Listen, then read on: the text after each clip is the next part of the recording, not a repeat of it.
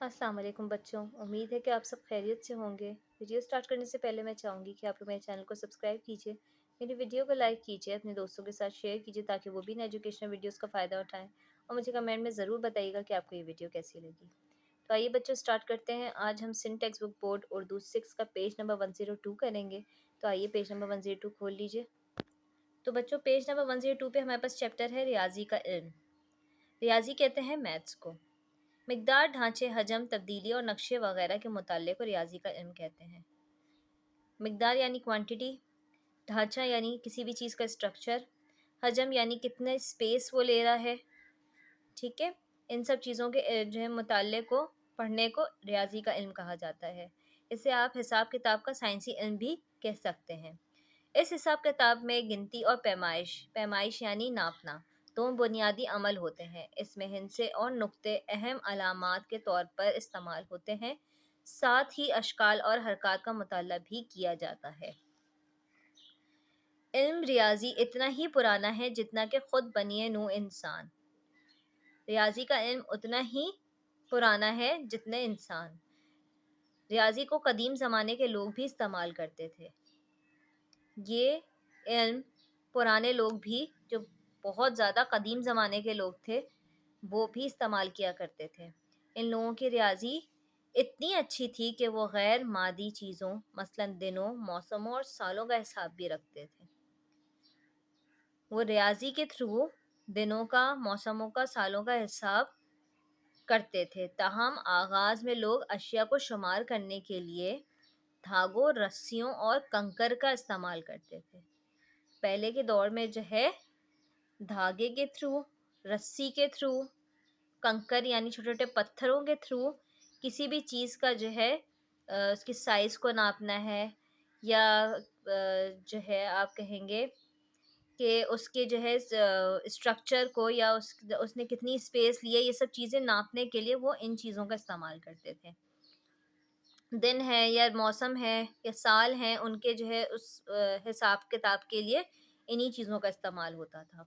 इब्तिदा में रियाज़ी को सिर्फ तिजारत के मकसद और अराज़ी के पैमाइश की ज़रूरियात को पूरा करने के लिए इस्तेमाल किया जाता था।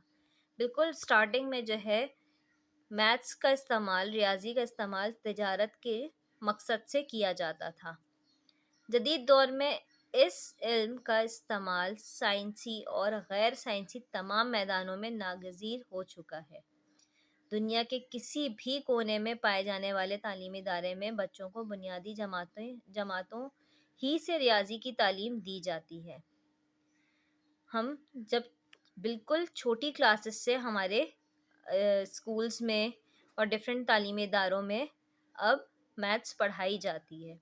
हालिया दौर में अनपढ़ लोग भी हिंसों और सादा जमाए तफरीक की सूझबूझ रखते हैं।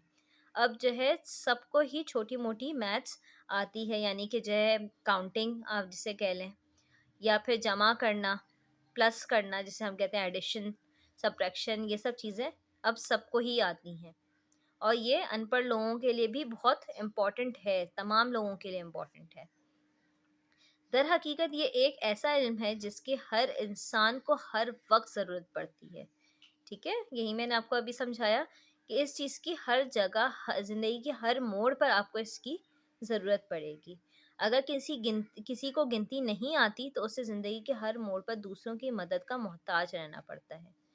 ठीक है, अगर आपको गिनती नहीं आती है, आपको प्लस करना, माइनस करना नहीं आता, आपको काउंटिंग्स नहीं पता, आपको मल्टीप्लिकेशन नहीं आती, तो इन सब चीज़ों के लिए फिर आपको दूसरों की मदद की ज़रूरत हमेशा पड़ती रहेगी। रियाज़ी हर जगह किसी न किसी बुनियादी सूरत में मौजूद होता है। ये इल्म इतना वसअत इख्तियार कर गया है कि इसे कई किस्मों और शाखों में तकसीम करना पड़ा, जैसे कि रियाज़ी, अमली रियाज़ी, अलजेब्रा, ज्योमेट्री, शुमारियात और कंप्यूटर साइंस वगैरह। ठीक है, इनकी जो है डिफरेंट शाखें बना दी गई।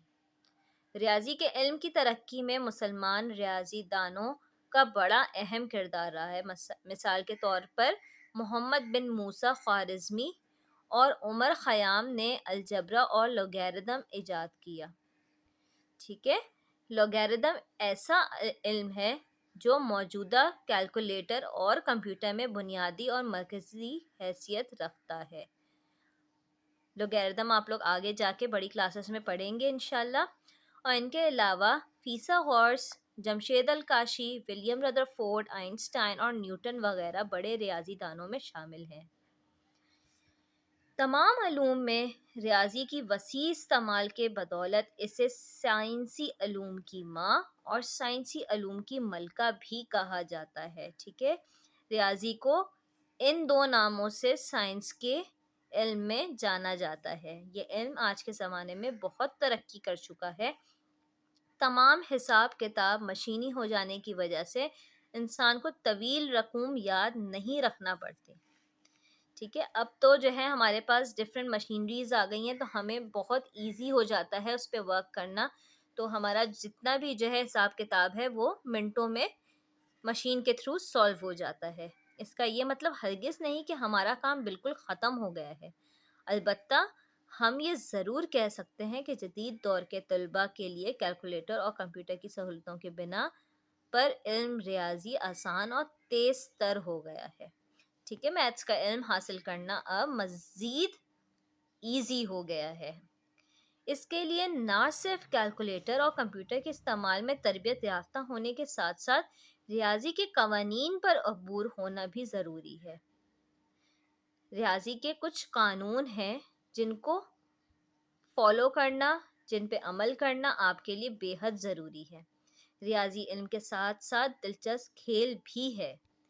ٹھیک ہے، میتھس جو ہے صرف علم نہیں ہے، بلکہ اگر آپ اس کو انٹرسٹ لے کے پڑھیں، اگر میتھس میں آپ انٹرسٹ لے کے پڑھیں تو وہ آپ کے لیے آٹومیٹکلی ایک کھیل بھی بن جاتا ہے. اب کس طرح، آئیے دیکھتے ہیں.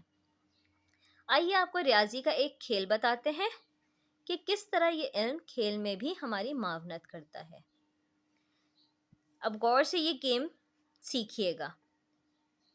259 اور 39 دو ایسے حیران کن اعداد ہیں کہ آپ ان دونوں کو ضرب دے کر ان کے حاصل ضرب کو کسی بھی عدد سے ضرب دیں تو اس کا جواب 3 بھر وہی ہوگا.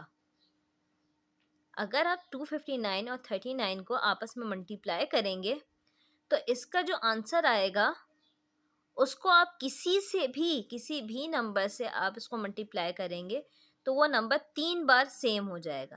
کیسے؟ 259 اور 39 کے حاصل ضرب کو ضرب دی گئی ہوگی. مثلا آپ کی عمر ہے 10 سال، تو آپ پہلے 259 کو 39 سے ضرب دیں. اب اس حاصل ضرب کو 10 سے پھر ضرب دیں. ٹھیک ہے، اپنی ایج سے پھر ضرب دے دیں تو اس کا جواب کچھ یوں ہوگا 10 10 10. اس قاعدے کے مطابق آپ سب کی عمروں کا حساب کر کے دوستوں کو حیران کر سکتے ہیں. اس طرح سے آپ اپنے دوستوں کے ساتھ بھی کھیل کھیل سکتے ہیں. ٹھیک ہے، تو مجھے کمنٹ میں ضرور بتائیے گا کہ کس نے اس طرح سے جو ہے اپنے دوستوں کے ساتھ گیم کھیلا، اور مجھے کمنٹ میں یہ بھی ضرور بتائیے گا کہ آپ کو یہ ویڈیو کیسی لگی. امید کرتی ہوں آپ کو یہ ویڈیو پسند آئی ہوگی. میرے چینل کو سبسکرائب کرتے جائیے گا. اللہ حافظ.